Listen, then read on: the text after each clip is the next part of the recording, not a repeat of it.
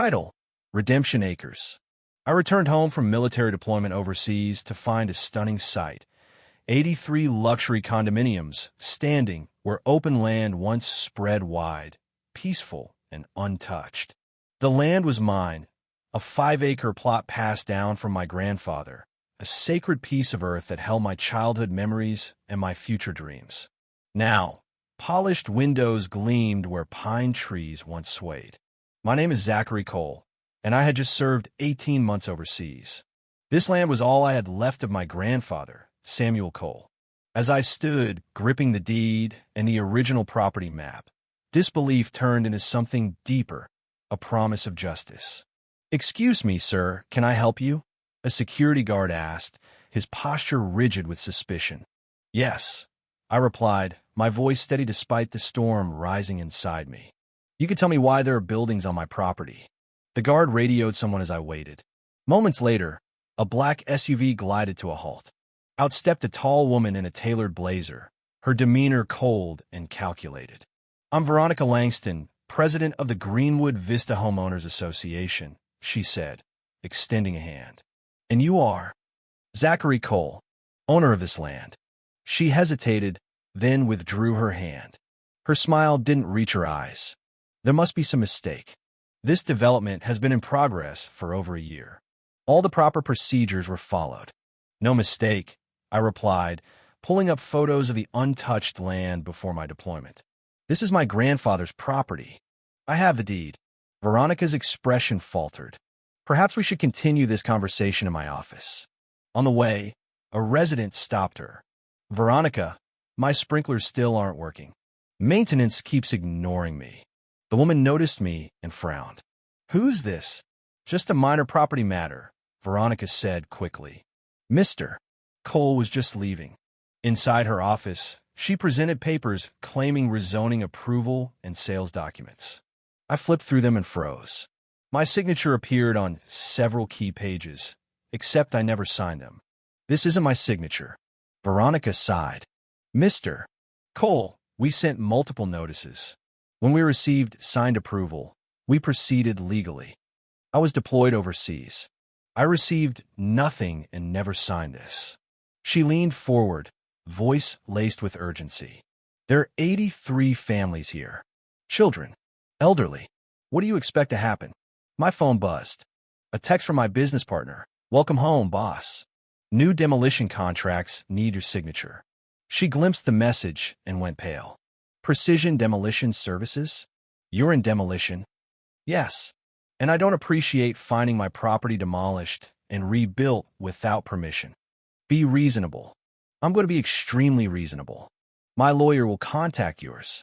In the meantime, prepare to explain to your board why you built on stolen land." Outside, the same resident from earlier, Linda Murray, blocked my path. "Who do you think you are, causing trouble in our peaceful community?" "The guy who owns the dirt under your feet." I'd start packing. Back home, I spread out my grandfather's old property maps. The development encroached a full 200 feet into my land.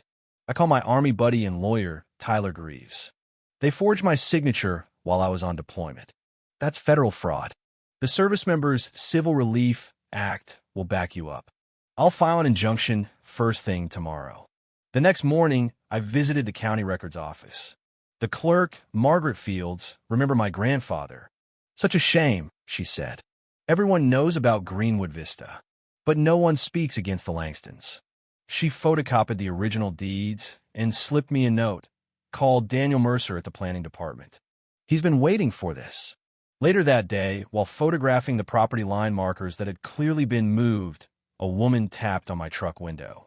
"Tessa Ray, Pine Ridge Tribune. Are you the owner fighting Greenwood Vista?" Before I could answer, a police cruiser pulled up. "Sir, we have complaints of someone photographing children." "That's ridiculous," Tessa interjected. "He's photographing markers." I showed the officer my military ID and the deed. "My brother's a Marine," the officer said quietly. "What they're doing isn't right. Watch yourself around the Langstons." Tessa leaned in. "Now I'm really interested in your story." 3 days later, I awoke to pounding on the door. Police. Veronica stood behind them with a man in a sharp suit. "Mr. "Cole, you've been making threats," the officer said. "That's false," I replied. I told a resident she might want to consider her options given the legal situation. "He owns a demolition company," Veronica shouted. "He's planning to bulldoze homes." "Owning a demolition company isn't a crime, ma'am," the younger officer muttered. I invited them in, showed my deployment records, and Tyler's legal filings. The officers left, advising civil resolution. "You have no idea who you're dealing with," Veronica's husband, James Langston, warned. "I built half this town. You think they'll take your side over mine?" That evening, I received a notice, emergency HOA meeting. Attendance mandatory. "Can they do that?" I asked Tyler. "You're not part of the HOA, but let's go. Better to know what they're planning." The meeting was packed. Veronica took the podium beside James. "We're facing a threat to our community's existence," she began. "This man claims our homes are built on his land." Linda stood. "Why didn't he speak up before we moved in?" James stepped in. He did approve the project. Then he saw the value and changed his mind. "That's a lie," I said. "I was overseas. The documents are forged." An elderly man spoke up. "You were serving when this happened?" "Yes, sir." "Then you deserve our support." Tessa slipped in the back. "HOA meetings must be open to the public," she said. I continued. "You bought in good faith. You're not at fault. But the Langstons are. They sold what they didn't own." A man from the county surveyor's office, Kevin Ortiz, stood. 38 of these units are on Mr. Cole's land." Veronica and James turned pale. Residents erupted in panic. Later, outside the center, James confronted me. "Name your price." $10,000 per unit. "No deal." $1 million. Cash. "Walk away. See you in court." "Hope nothing happens to your trucks," his goons said. "Did you just threaten my client?" Tyler snapped. "We'll add witness intimidation." The next day, Tyler filed for an injunction. But then a cease and desist arrived, signed by Judge Harmon, a known associate of James. We weren't giving up. That evening, local news showed Veronica rallying residents, painting me as a villain. "Protect our homes from the demolition man," Linda's sign read. "They're turning public opinion against you," Tessa said. "Then we bring the truth to court," Tyler replied. At the emergency hearing, Judge Elena Martinez presided. After hours of arguments, I presented the original deed, deployment papers, and county survey.